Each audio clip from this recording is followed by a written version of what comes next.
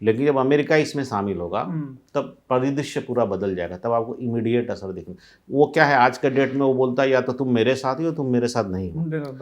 पहले जैसा सिचुएशन नहीं है कि हम गुट निरपेक्ष देश के सदस्य बन के पोजीशन का आनंद ले सकते हैं। हम तो फंस गए ना। ईरान एक ऐसा स्ट्रेटेजिक लोकेशन हो गया हमारे लिए, पाकिस्तान और ईरान में बढ़ती नहीं है, तो पाकिस्तान के लिए ईरान का हमारे साथ होना ज़रूरी है। इजराइल बिना शर्त के भारत के साथ खड़ा रहता है, तो ऐसे में इजराइल के साथ भी हमें दोस्ती निभानी है, क्योंकि इजराइल ऐसा दोस्त है वो भारत के साथ दोस्ती की कोई शर्त नहीं लगाता है। और ईरान भी हमारा पुराना दोस्त है। ईरान पाकिस्तान में नहीं बढ़ती है, तो पाकिस्तान के साथ अपना युद्ध संतुलन बनाने के लिए हमें ईरान के साथ अपना शांति संतुलन बना के रखना है।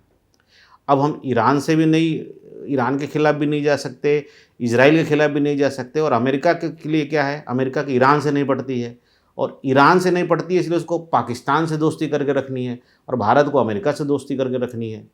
तो भारत और अमेरिका के रिश्ते ये ईरान और पाकिस्तान के रिश्ते पर डिपेंड हो गए हैं।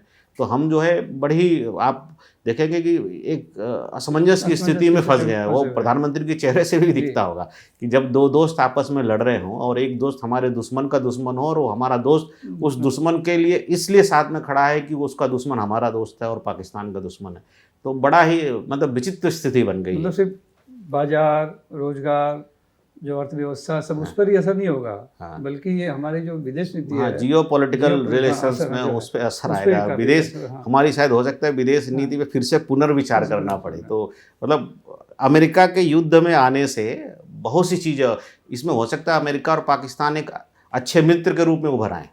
अगर अमेरिका बोलता है कि हमें अपनी ज़मीन का इस्तेमाल करने दीजिए, और दोनों से बोलता है, किसी कारण से मान लीजिए उसका एयरबेस नहीं ठीक काम किया, अगर तो बोलेगा भाई अपना पठानकोट वाला एयरबेस दे दो, ये एयरबेस दे दो, और भारत ने मना कर दिया, करना ही पड़ेगा क्योंकि ईरान से तो ऐसे दुश्मनी तो भारत की है नहीं, तो फिर अमेरिका से हमारी दुश्मनी हो जाएगी।